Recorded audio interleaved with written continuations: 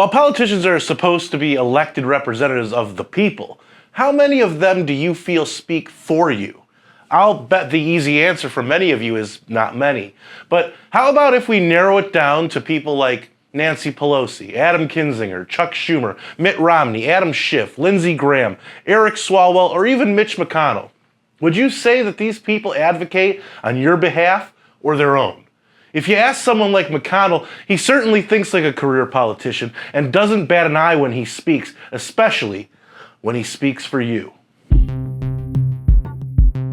Hey everybody, thanks for joining me for the best kept secret in the conservative movement, things that need to be said. This is the last one of 2022 for MRC-TV. I'm Nick Kangadis. Really quick, I'd love it if all of you could head on over to Rumble, subscribe to our channel, and hit that plus button. And no matter where you watch our videos, please share, like, and don't be afraid to leave a comment. I love to read what you guys have to say, and I couldn't do what I do without all of you. Now, on with the show. So on Monday, McConnell said the following in a statement responding to the House January 6th committee's decision to refer criminal charges against former President Donald Trump to the DOJ. And in one surprising statement, Senate Minority Leader Mitch McConnell, who says very little about January 6th, issued a statement saying the entire nation knows who is responsible for that day. Beyond that, I don't have any immediate observation. First of all, of course McConnell doesn't have any immediate or original observations on the topic, because that would mean taking a stance that didn't align with pre-approved establishment narratives and agendas.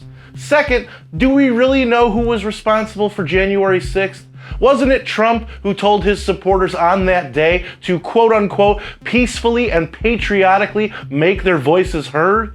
If we are going to place the blame for January 6th at the feet of Trump, can we at least agree that people like Kamala Harris, Maxine Waters, and others should bear the brunt of the blame for the months of riots during the summer of Floyd and the May 29th, 2020 insurrection at the White House? After all, it was Waters telling her supporters to harass people affiliated with Trump. If you see anybody from that cabinet in a restaurant, in a department store, at a gasoline station, you get out and you create a crowd. And you push back on them. And you tell them they're not welcome. And Harris saying that the rioters should never stop. But they're not going to stop. They're not going to stop. And they're not, this is a movement, I'm telling you.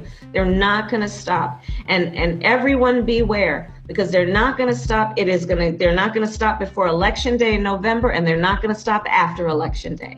And that should be, everyone should take note of that on both levels, that they're not going to let up, and they should not. And we should not. But I don't hear old Mitchy boy calling out the vice president, which is something he wouldn't do because you don't bite the hand that feeds you.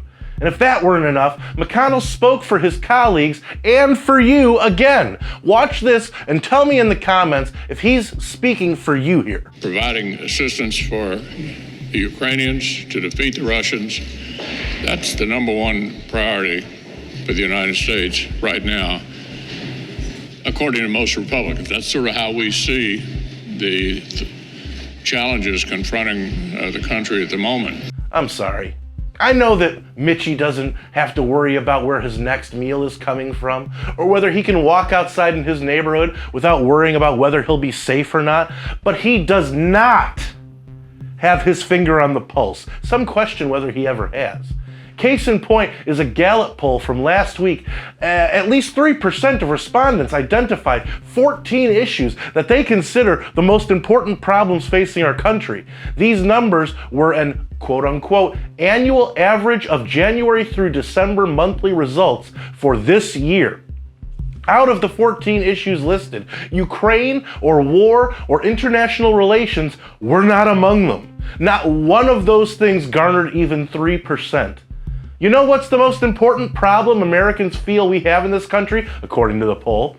As you probably already saw, it's the government.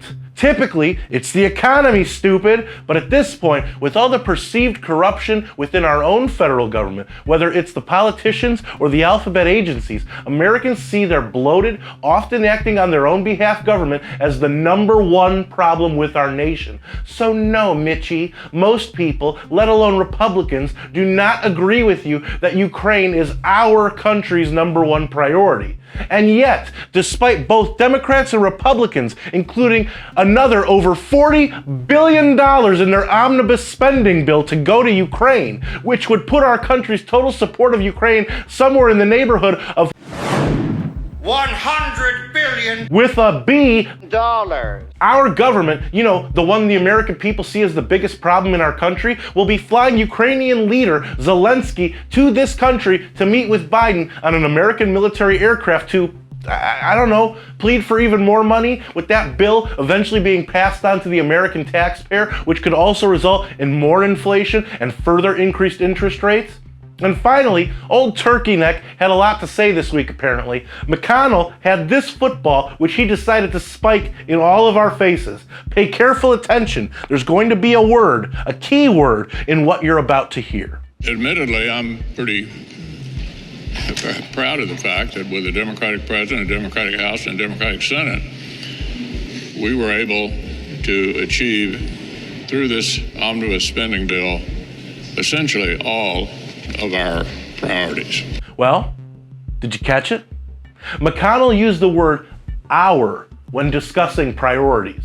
Did he mean yours and mine? Or did he mean the establishment uniparty that he serves and the politicians that have gotten wealthy by abiding by it? So again, all I'm asking here is, does Mitch McConnell speak for you like he says he does? And before I go, I just want to wish all of you a very Merry Christmas and a happy and healthy New Year. And I don't like to presume on our friendship, but if you like the work we do here at MRC-TV and the Media Research Center in general, please give a thought of going to mrc.org/donate, as we are a nonprofit organization and really can't do what we do without all of you. So, were these things that needed to be said? Let me know in the comments, where I do read most and reply to some. And don't forget to subscribe to our channel on Rumble and hit that plus button. If you like this video, don't forget to share, comment, and give it a thumbs up. Those are the best ways to help these videos reach more people, and it's the best way to let us know you want us to keep these videos coming. Subscribe to our channel and hit that notification bell so that YouTube might actually let you know when MRC-TV comes out with a new video if they haven't censored it or taken it down yet. Like us on Facebook and check out more of our work at mrctv.org. For MRC-TV, I'm Nick Kangadis.